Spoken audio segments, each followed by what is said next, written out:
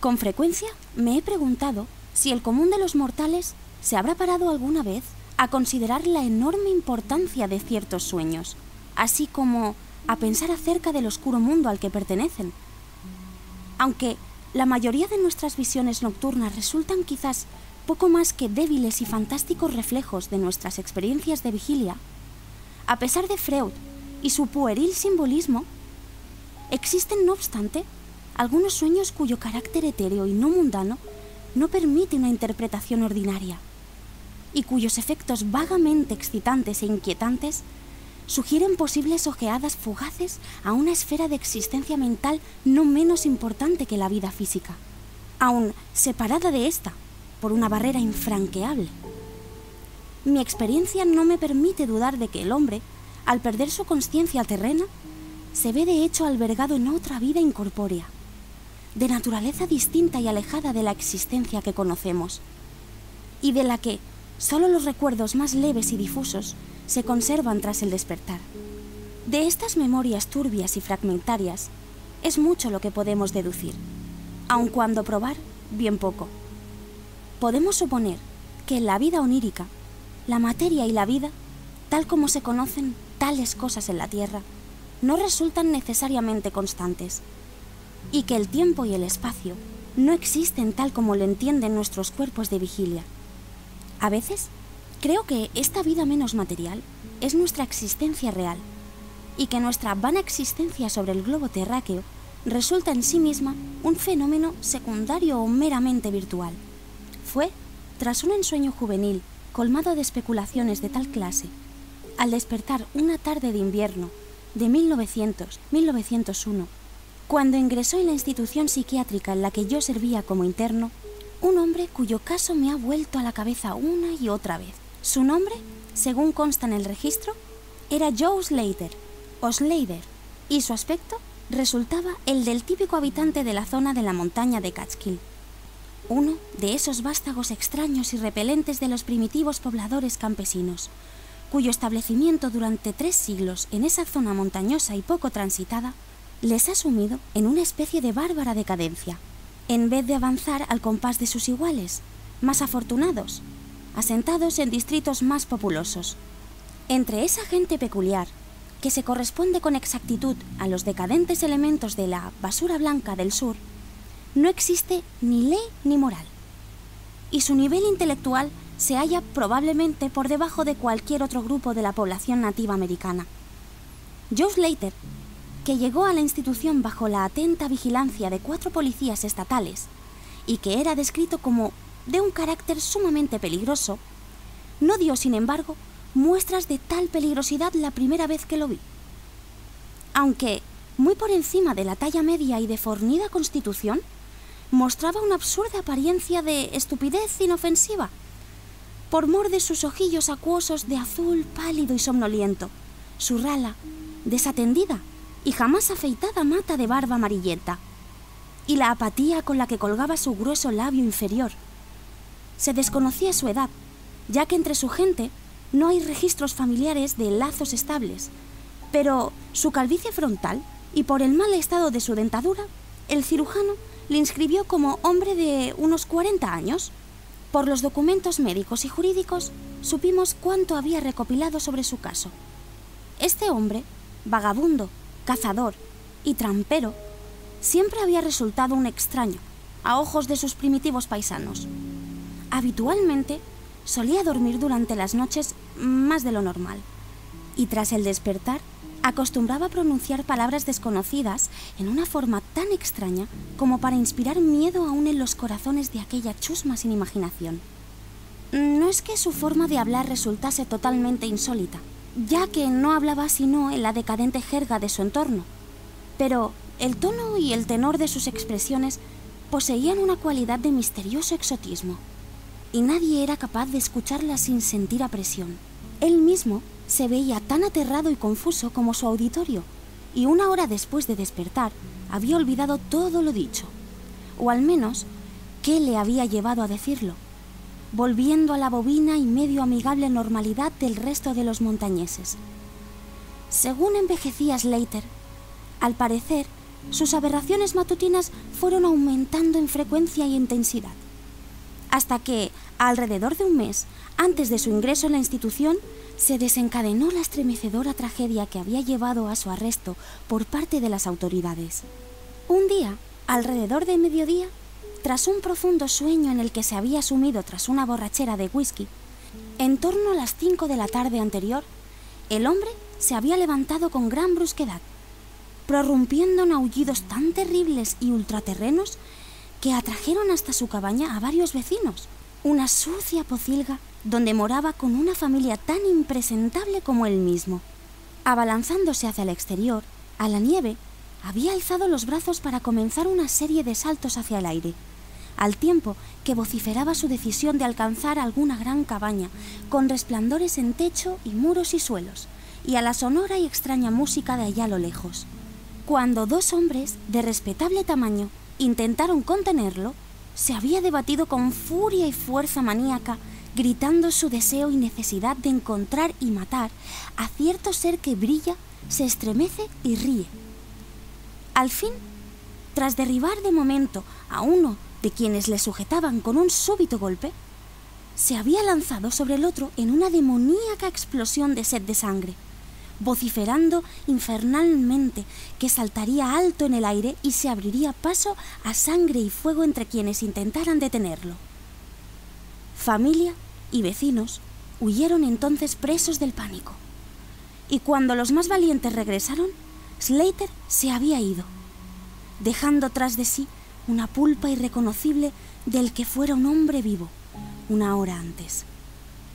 Ningún montañés había osado perseguirlo, y probablemente hubieran acogido con agrado su muerte en el frío. Pero, cuando varias mañanas más tarde oyeron sus gritos en un barranco lejano, comprendieron que se les había ingeniado de alguna forma para sobrevivir, y que era necesario neutralizarlo de una u otra forma. Entonces, habían formado una patrulla armada de busca, cuyo propósito, fuera el que fuese, acabó convirtiéndose en el pelotón del sheriff, cuando uno de los pocas veces bien recibidos policías del estado descubrió casualmente a los buscadores, los interrogó y finalmente se unió a ellos. Al tercer día, hallaron inconsciente a Slater en el hueco de un árbol y lo condujeron a la cárcel más próxima, donde alienistas de Albany lo examinaron apenas recuperó el sentido. Él les contó una historia muy sencilla. Había, dijo, ido a dormir una tarde, hacia el anochecer, tras ingerir gran cantidad de licor. Se había despertado para descubrirse plantado, con las manos ensangrentadas en la nieve ante su cabaña, el cadáver mutilado de su vecino Peter Sladen, a los pies. Espantado, había huido a los bosques en un vano esfuerzo para escapar a la imagen de lo que debía tratarse como su propio crimen. Aparte de eso, no parecía saber nada, sin que el experto examen de sus interrogadores pudiera suministrar hechos adicionales. Esa noche, Slater durmió tranquilo y despertó a la mañana siguiente sin otros rasgos particulares que cierta alteración del gesto. El doctor Barnard, que mantenía en observación al paciente, creyó descubrir en sus ojos azul pálido cierto brillo de peculiar cualidad, y en los labios flácidos una tirantez real, aunque casi imperceptible, como de inteligente determinación.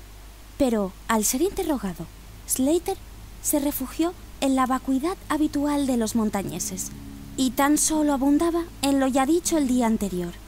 La tercera mañana tuvo lugar el primero de los ataques mentales del hombre.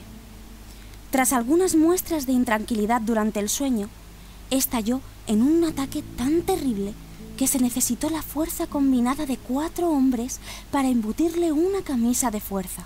Los alienistas escucharon con suma atención sus palabras, ya que su curiosidad se veía aguzada hasta un alto grado a través de las sugestivas, aunque en su mayor parte contradictorias e incoherentes, historias de la familia y vecinos. Slater deliró alrededor de unos 15 minutos, balbuciendo en su dialecto campesino cerca de grandes edificios de luz, océanos de espacio, extrañas músicas y montañas sombrías y valles. Pero, sobre todo, se explayó acerca de alguna entidad misteriosa y brillante que se estremecía, reía y burlaba de él. Esta vasta, vaga entidad parecía haberle infligido un daño terrible, y su deseo supremo residía en matarla en venganza triunfante. Para lograrlo, decía, debía remontarse a través de abismos de vacío, abrasando cuantos obstáculos se interpusieran a su paso. Este era su discurso, hasta que cesó de la forma más abrupta. El fuego de la locura se esfumó de sus ojos, y, con asombro turbio, observó a sus interrogadores y les preguntó por qué estaba atado. El doctor Barnard le retiró el arnés de cuero y no se lo colocó hasta la noche, cuando consiguió convencer a Slater de que lo aceptara por voluntad propia, por su propio bien. El hombre ya había admitido que a veces hablaba de forma extraña, aunque no sabía por qué. En el transcurso de una semana se desencadenaron otros 2 ataques, aunque los doctores aprendieron muy poco de ellos. Especularon ampliamente sobre la fuente de las visiones de Slater, ya que, no sabiendo ni leer ni escribir y aparentemente nunca habiendo escuchado leyendas o cuentos de hadas, su prodigiosa imaginería resultaba inexplicable. Que no procedía de ningún mito o leyenda quedaba específicamente de manifiesto, por el hecho de que aquel desdichado lunático se expresaba acerca de sí mismo tan solo en su sencillo lenguaje. Desvariaba sobre cosas que ni entendía ni podía interpretar, cosas que pretendía haber experimentado, pero que no podía haber aprendido a través de cualquier narración normal o coherente. Pronto, los alienistas decidieron que en esos sueños anormales residía la clave del problema.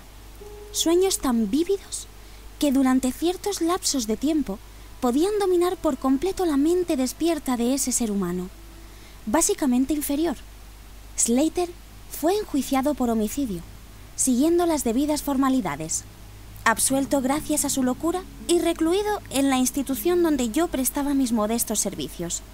Ya he admitido ser un incansable especulador sobre la vida onírica, y por eso puede juzgarse con qué impaciencia me lancé al estudio del nuevo paciente apenas tuve pleno conocimiento de los hechos que rodeaban el caso. Parecía sentir alguna simpatía hacia mí, despertada sin duda por el interés que yo no podía ocultar, así como por el modo amable en que yo lo interrogaba, aunque nunca llegó a reconocerme en el transcurso de sus ataques, en los que yo me veía suspendido sin aliento sobre sus caóticas, aunque cósmicas descripciones de su mundo. Me reconocía en sus horas tranquilas, cuando podía sentarse junto a su ventana barrada tejiendo cestos de paja y sauce, y quizás añorando una libertad en las montañas que nunca recobraría. Su familia jamás intentó verlo. Seguramente habían hallado otro cabeza de familia temporal, según las costumbres de esos degenerados montañeses. Poco a poco, comencé a sentir una subyugante admiración por las locas y fantásticas creaciones de Joe Slater. En sí mismo, el personaje era patéticamente inferior, tanto en intelecto como en forma de expresarse. Pero sus rutilantes y titánicas visiones, aun cuando descritas en una jerga bárbara y desbalanzada, eran sin duda algo que tan solo una mente superior o incluso excepcional podía concebir. ¿Cómo?, me preguntaba a menudo, ¿podía la estulta imaginación de un degenerado de Catskill conjurar visiones cuya sola existencia indicaba la presencia de una chispa oculta de genialidad? ¿Cómo podía aquel gañán de las Chimambas hacerse siquiera idea de esas regiones desplandecientes de brillos y espacios sobrehumanos sobre los que Slater divagaba durante sus furiosos delirios? Cada vez más iba haciéndome a la idea de que, en el penoso individuo que se acurrucaba ante mis ojos, se albergaba el núcleo trastornado de algo que trascendía mi comprensión. Algo que se hallaba definitivamente más allá de la comprensión de mis colegas médicos y científicos, mis experimentados pero menos imaginativos. Y, a pesar de todo, yo no lograba obtener nada definitivo del personaje. El resultado de toda mi investigación residía en que, en un estado de vida onírica semi-incorpórea, Slater vagabundeaba o flotaba a través de resplandecientes y prodigiosos valles, praderas, jardines, ciudades y palacios de luz, en una región prohibida y desconocida para el hombre. Que allí ya no era un labriego y un degenerado, sino una criatura de vida importante y activa, moviéndose orgullosa y dominante, y tan solo preocupada por cierto enemigo mortal que parecía tratarse de un ser de estructura visible aunque etérea, y que no parecía tener forma humana, ya que Slater jamás se refería a él como hombre, sino como un ser. El ser había causado a Slater algún daño odioso, aunque no formulado, del que el maníaco, si de un maníaco se trataba, había jurado vengarse. Por la forma en que Slater se refería a sus relaciones, apostaría a que él mismo y el ser luminoso se habían encontrado en igualdad de condiciones, que en esa existencia onírica el hombre era un ser luminoso de la misma estirpe que su enemigo. Esta impresión se sustentaba en las frecuentes referencias a vuelos por el espacio y a calcinar cuanto se opusiera en su avance.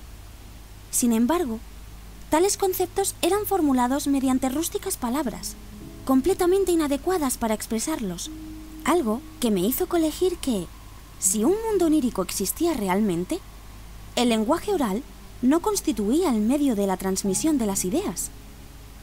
¿Podría ser que el alma del durmiente que habitaba ese cuerpo inferior luchase desesperadamente tratando de decir cosas que la simple y titubeante lengua de la torpeza no podía proferir? ¿Estaría quizás frente a emanaciones intelectuales capaces de explicar el misterio a condición de ser capaz de aprender a descubrirlas y leer en ellas?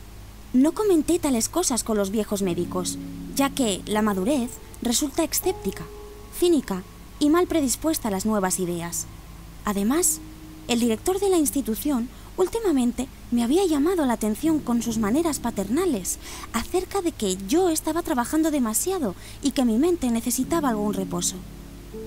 Yo había sostenido durante largo tiempo la creencia de que el pensamiento humano consiste básicamente en movimientos atómicos y moleculares, transformables en ondas etéreas de energía radiante, tales como el calor, la luz y la electricidad. Tal creencia me había llevado muy pronto a contemplar la posibilidad de comunicación telepática o mental a través de aparatos adecuados, y en mis días de universidad había preparado un juego de instrumentos de transmisión y recepción parecidos en cierta forma a los aparatosos mecanismos utilizados por la telegrafía sin hilos durante aquel tosco periodo previo a la radio. Los había probado con un compañero de estudios, pero, al no lograr resultado alguno, pronto los había arrinconado en compañía de otras extravagancias científicas, con miras a su posible uso futuro.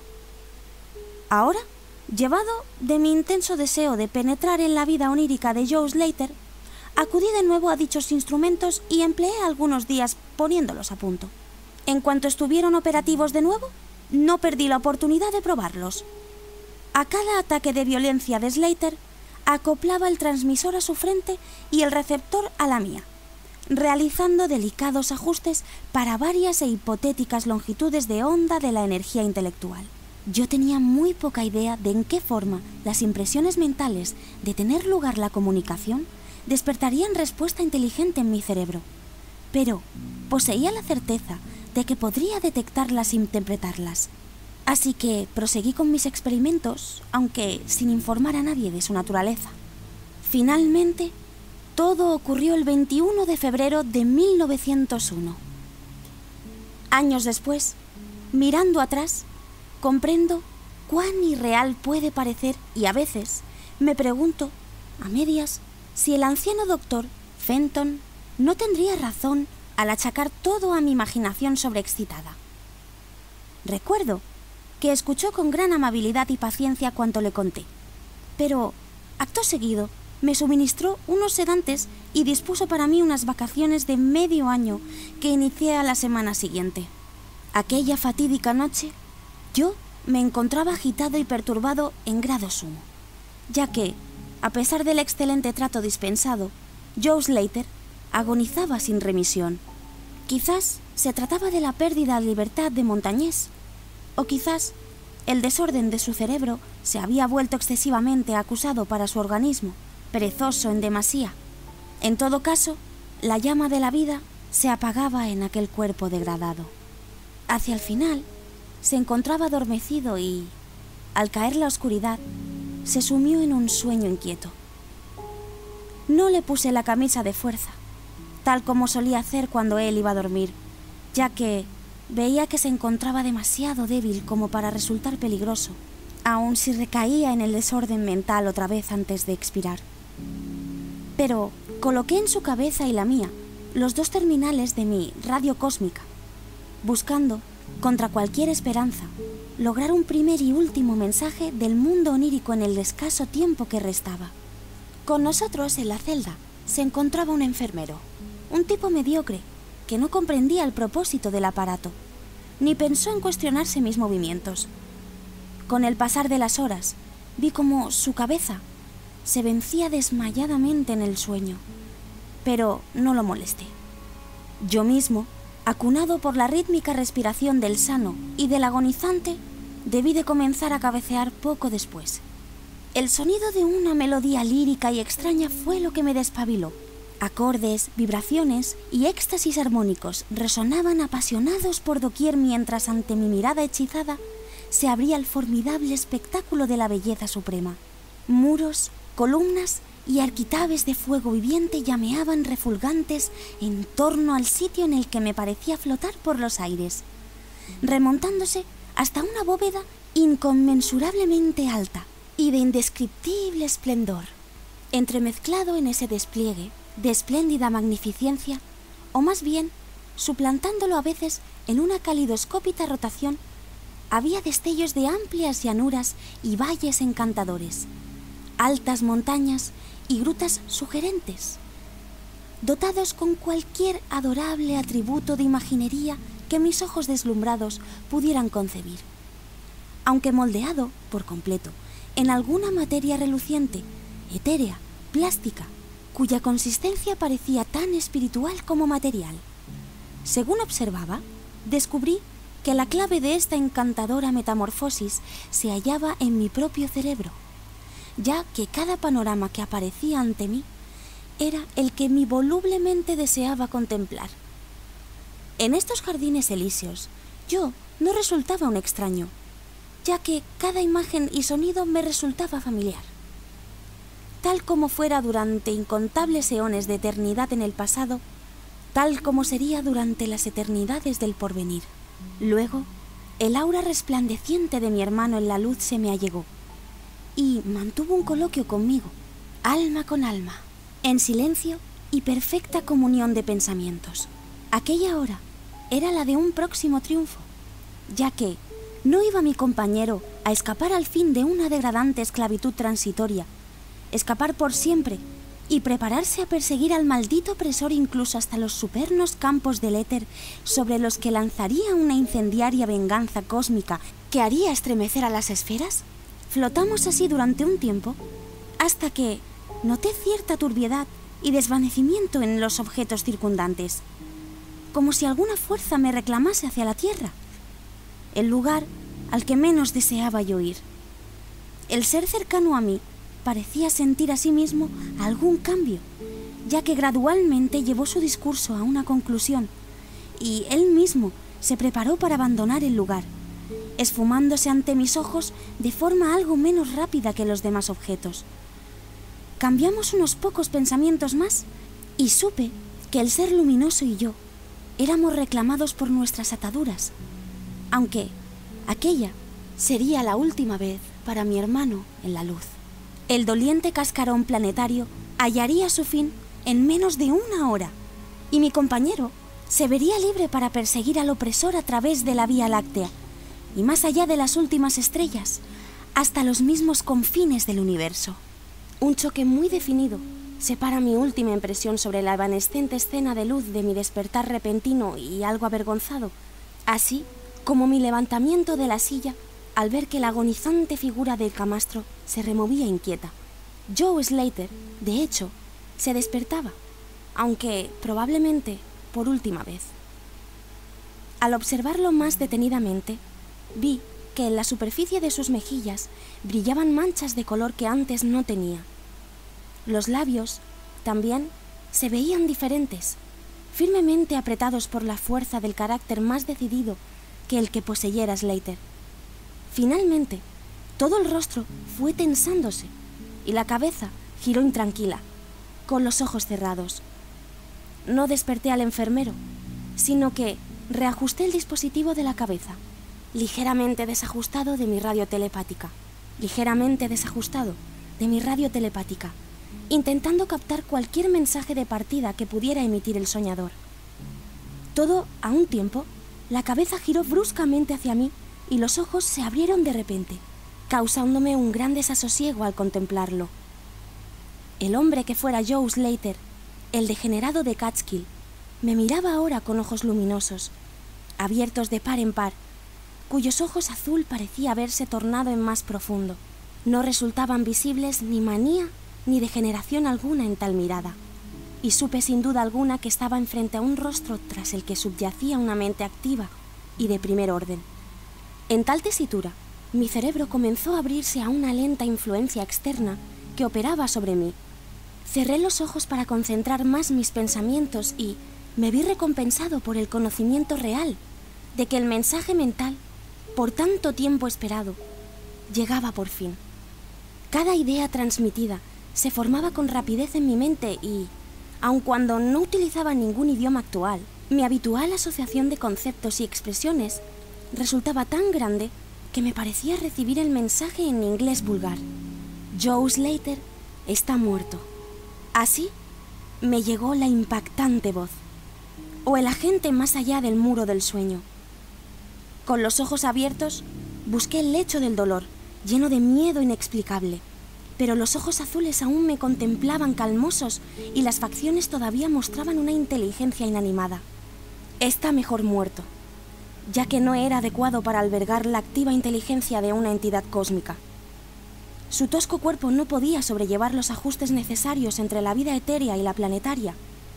Era mucho más que un animal, mucho menos que un hombre, aunque gracias a sus defectos has llegado a descubrirme, ya que, en verdad, las almas cósmicas y planetarias no deberían nunca llegar a encontrarse. Fue mi tormento y mi prisión durante 42 de vuestros años terrestres. Yo soy una entidad igual a la que tú mismo asumes en la libertad que da el sueño sin sueños. Soy tu hermano de luz y he flotado contigo por los valles resplandecientes. No me está permitido hablarle a tu ser terrestre despierto acerca de tu ser real, pero somos vagabundos de los amplios espacios y viajeros por multitud de eras.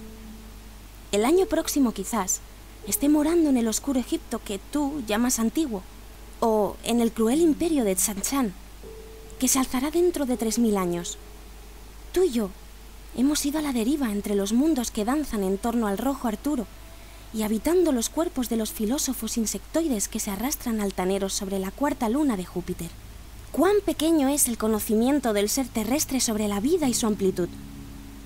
¿Cuán pequeño debe de ser, asimismo, para garantizar su propia tranquilidad? Del opresor no puedo hablar. Vosotros, en la Tierra, habéis notado y conscientemente su lejana presencia. Vosotros, que sin conocimiento, despreocupados, disteis a su parpadeante faro en nombre de Algol, la estrella del demonio. Es para hallar y vencer al opresor, que me he esforzado en vano durante eones, retenido por ataduras corpóreas. Esta noche partiré como una némesis, llevando justa y ardiente venganza cataclísmica. Contémplame en el cielo próximo a la estrella del demonio. No puedo hablar mucho más, ya que el cuerpo de Joe Slater se está volviendo frío y rígido, y el grosero cerebro cesa de vibrar como yo deseo. Has sido mi hermano en el cosmos, has sido mi único amigo en este planeta, la única alma en sentirme y buscarme dentro de la repelente forma que yace en este camastro. Volveremos a encontrarnos. Quizás en las resplandecientes brumas de la espada de Orión, quizás en una desierta meseta del Asia prehistórica, quizás en un sueño esta misma noche, imposible de recordar. Quizás, en otra forma, en los eones por venir, cuando el sistema solar ya no exista. En este momento, las ondas mentales cesaron bruscamente y los pálidos ojos del soñador, o debo decir el muerto, comenzaron a vidriarse como los de un pez. Medio sumido en estupor, me acerqué al camastro y tomé su muñeca, pero la descubrí fría, rígida y sin pulso. Las flácidas mejillas volvieron a palidecer y los labios tensos se abrieron, descubriendo la repugnante dentadura podrida del degenerado Joe Slater. Me estremecí, pasé una manta sobre aquella cara espantosa y desperté al enfermero. Luego, abandoné la celda y volví en silencio a mi cuarto. Necesitaba imperiosa e inexplicablemente dormir sin sueños que recordar. ¿El clímax? ¿Qué sencillo relato científico puede alardear de tal efecto retórico?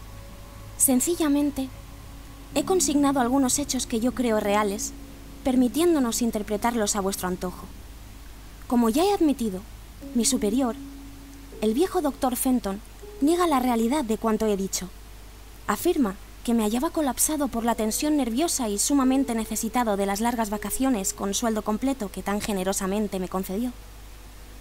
Jura, por su honor profesional, que Joe Slater no era sino un paranoico incurable, cuyas fantasías concepciones debían proceder de la tosca herencia de cuentos populares que circulaban aún en la más decadente de las comunidades. Todo eso dice, aunque no puedo olvidar lo visto en el cielo tras la noche con Slater. Para evitar que me creáis un testigo parcial, será otra pluma la que dé este último testimonio, que quizás pueda suplir el clímax que esperabais. Reseñaré el siguiente informe sobre la estrella Nova Persei, extraído de las notas de esa eminente autoridad astronómica, el profesor Garrett P. Serviss. El día 22 de febrero de 1901, una nueva y maravillosa estrella fue descubierta por el Dr. Anderson, de Edimburgo, no lejos de Algol. Ningún astro era antes visible en ese lugar. En 24 horas, la desconocida había alcanzado brillo suficiente como para opacar Capella.